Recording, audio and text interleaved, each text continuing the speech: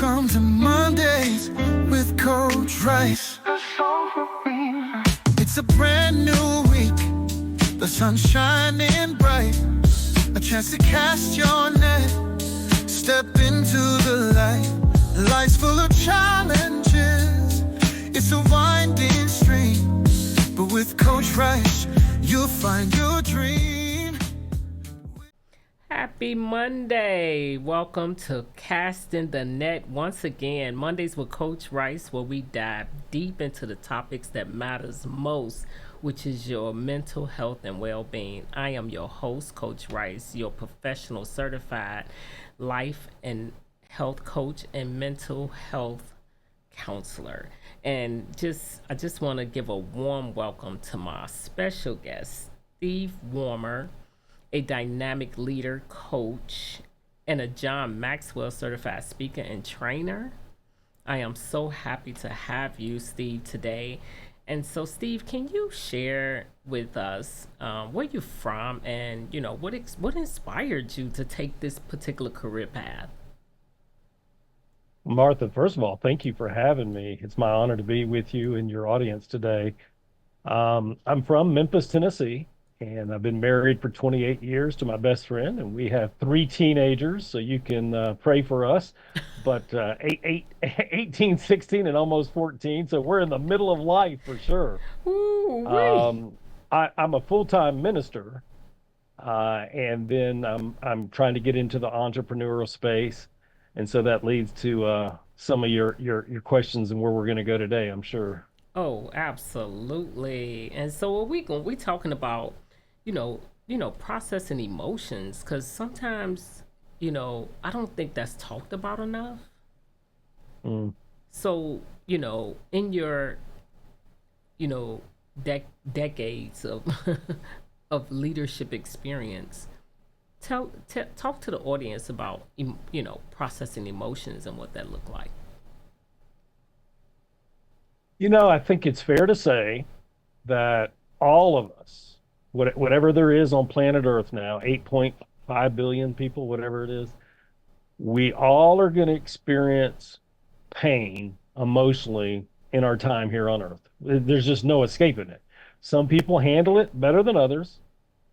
Some people are more naturally grateful and bounce back and resilient than others, but we all are going to get wounded because life's just that way. It just beats us up. How we respond to it, that's a whole different story, right? Right. I think about my life, for example, and let me preface this with, this is not a complaint. I'm just going to share vulnerably with some things that happened to me. And if that helps some of the audience, that's what I'm here for. Most of us, by the time we're 16, 17 years old, I'm going to give you an illustration.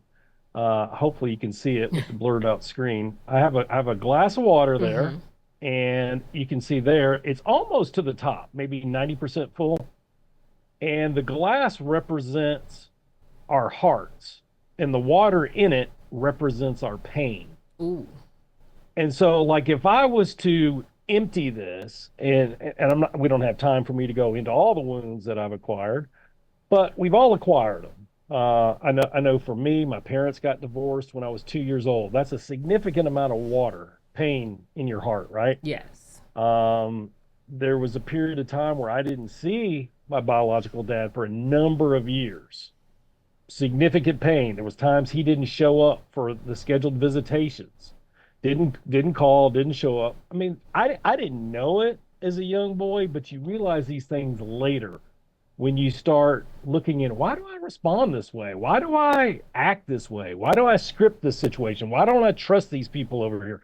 It all can be traced back to the unprocessed emotions of, didn't have this person in my life that I needed in my life. And it's not to say you're ungrateful for the people that you do have in your life, but that piece is missing, right? Yes. And so then you go on and typical stuff, right? Maybe you get bullied on the playground. I had that happen. I'm sure some people relate to that. Lost a grandparent, when I was 10 or 11 years old. I mean, all these things, are putting pain in my heart. didn't make, an athletic team. Had a friend move away. I moved away a couple of times. So next thing you know, I'm looking at my life. I'm 16 years old and I'm up to here. And then what happened when I was 16 is we moved from one state to another. I just got my driver's license, was going to be varsity on the athletic team that year, had my first real girlfriend, and I'm leaving all that behind. And all of that pain has to go somewhere. But guess what? I'm already full at 16. So what happens is if it's got nowhere to go, it's still going to pour in there, but it's going to pour all over me. It's going to pour all over those closest to me. And for me, mine presented itself. Some people stuff, some people isolate. Mine came out in anger. And I just Okay. lashed out to those that were close to me. I lashed out at strangers. Anybody that would hear me, I had something to say, right? Because I didn't know at that young age how to process those emotions in a healthy manner. Right. And you know what? You're right. You're talking layers and layers and layers of, pain. And you're right, it spills over into behavior. How we respond to it can be like yours was anger. I had a similar thing happen when I was growing up. My parents divorced. I didn't know how to conceptualize that. And I I didn't have any way to let that out, let those emotions out. So I ate my emotions, and so I ended up with an eating disorder. So yeah, that definitely is so key. That's why it's so important to process emotions. And so, with that being said, how what advice do you give the audience on like any like simplified steps on how to go about processing emotions? Well, we all need tools, right?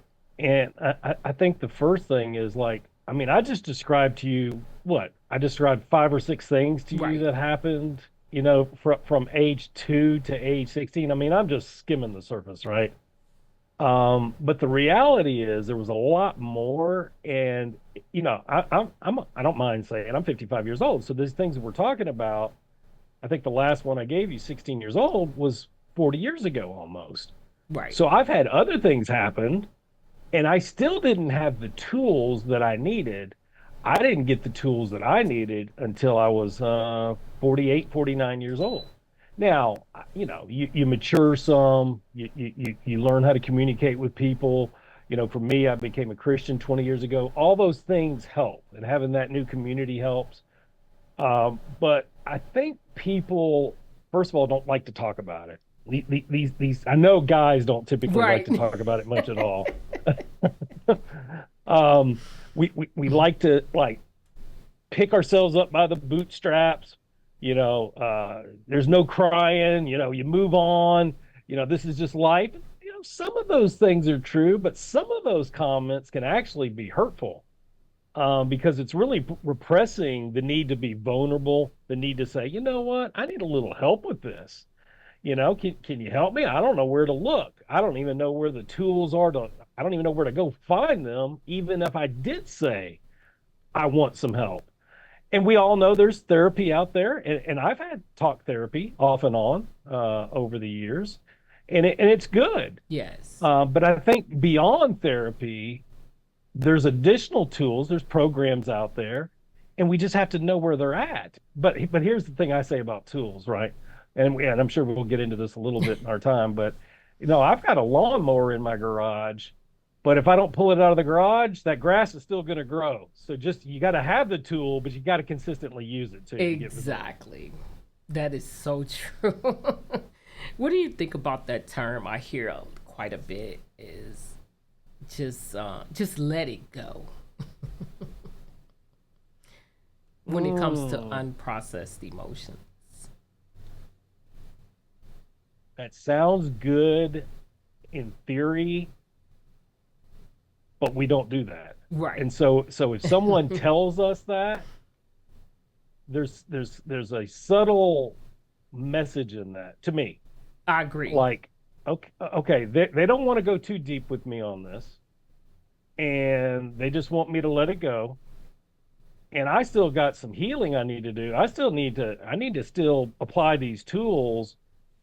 Well, it's gonna make me probably not trust. Well, not trust. That's probably not the right comment. It's probably not gonna make me want to engage with that person on this topic.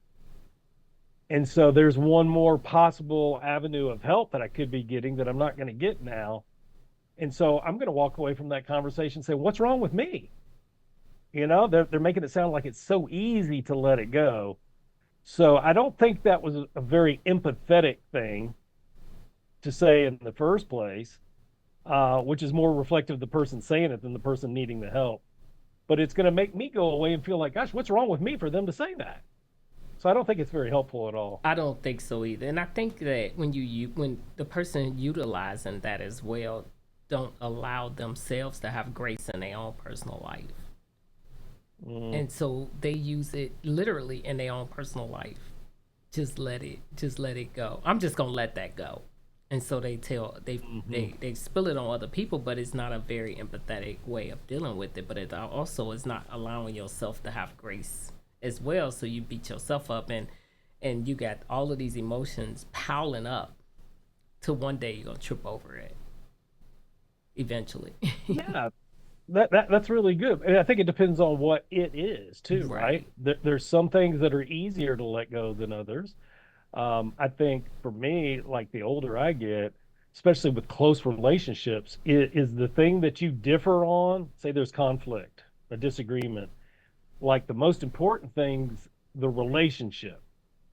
And so I have to make a conscious decision. Is this topic, whatever it is, am I willing to die on that hill and jeopardize the relationship? And I find that that list, as I get older, gets smaller and smaller of things that I'm going to die on that hill. It's got to be a pretty big hill for me to die on because I want the relationship. That's the most important thing, right? Right.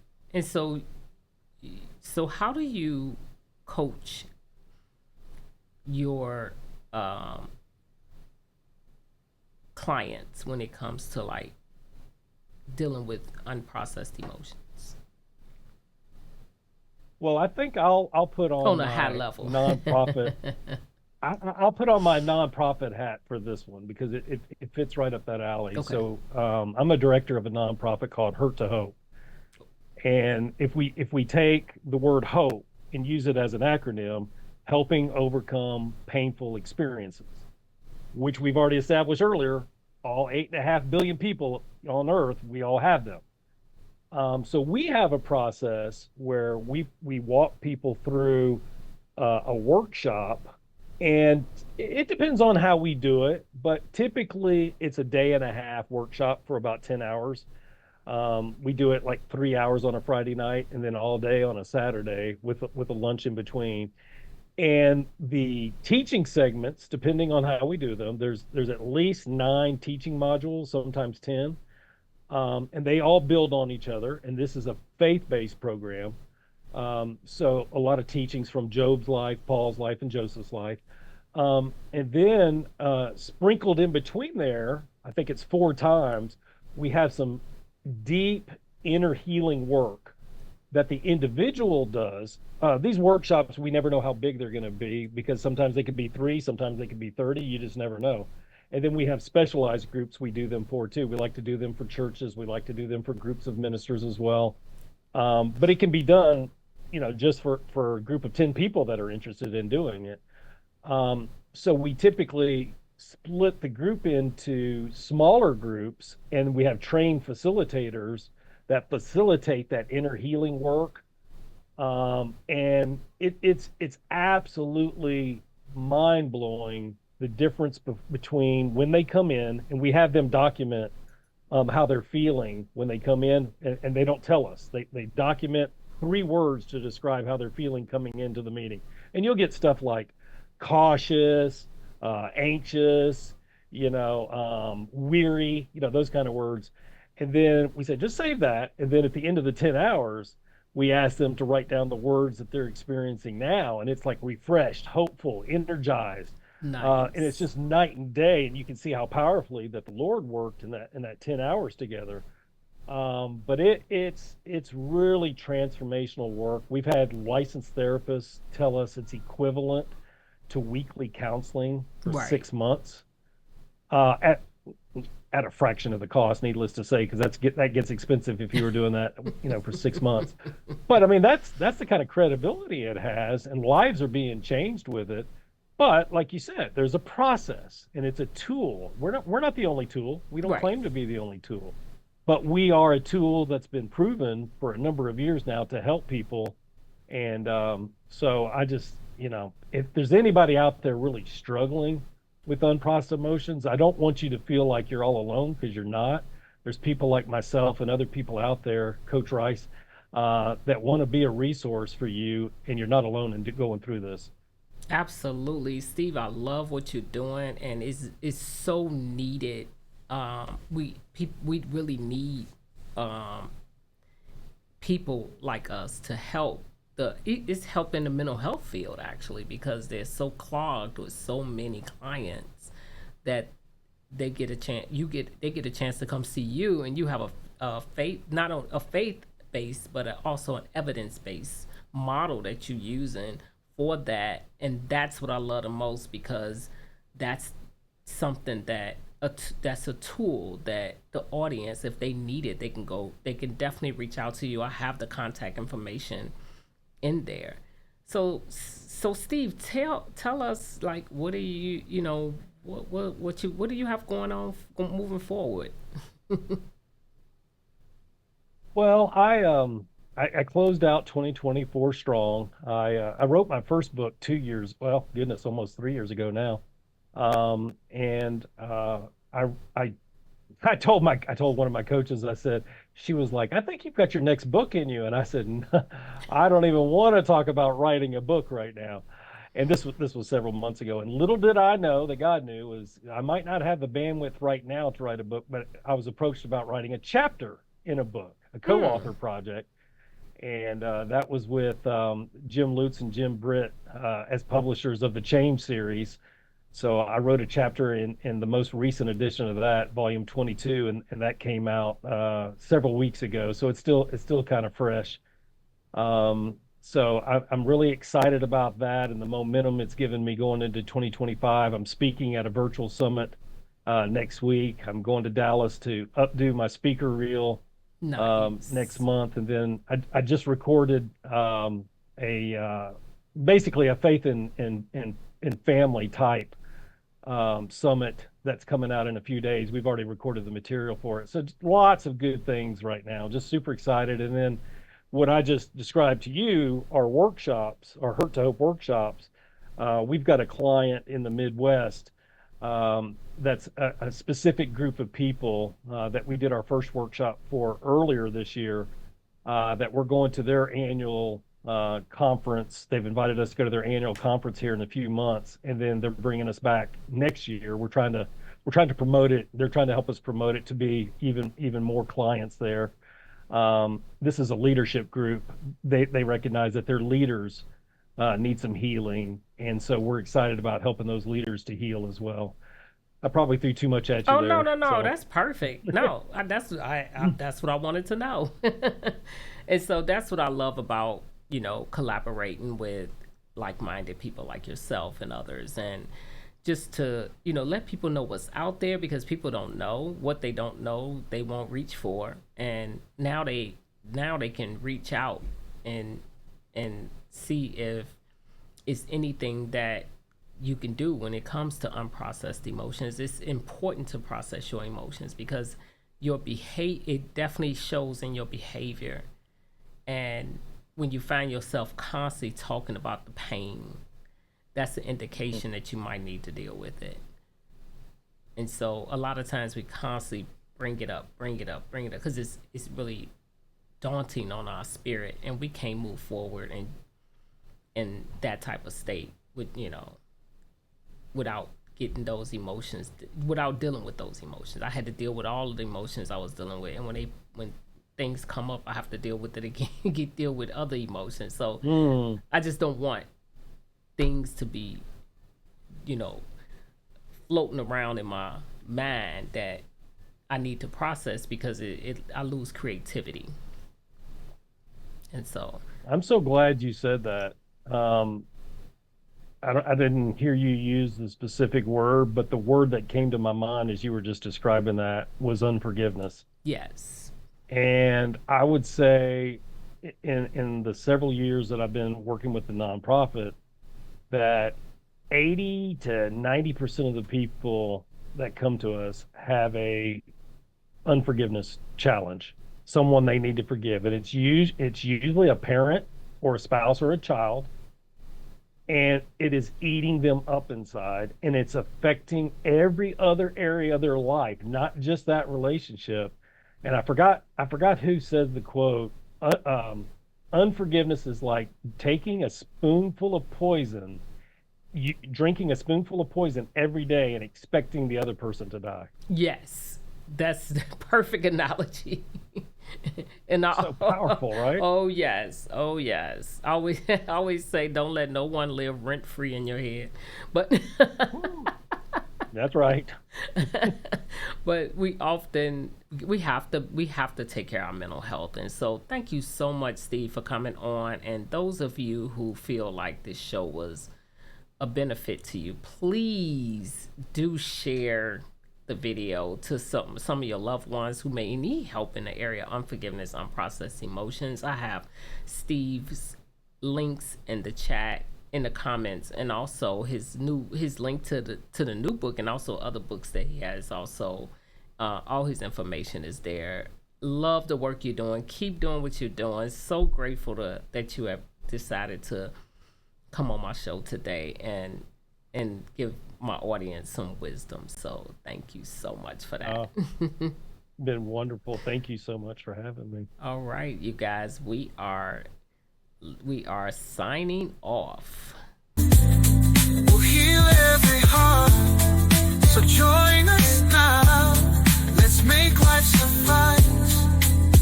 Welcome to Mondays with Coach Rice.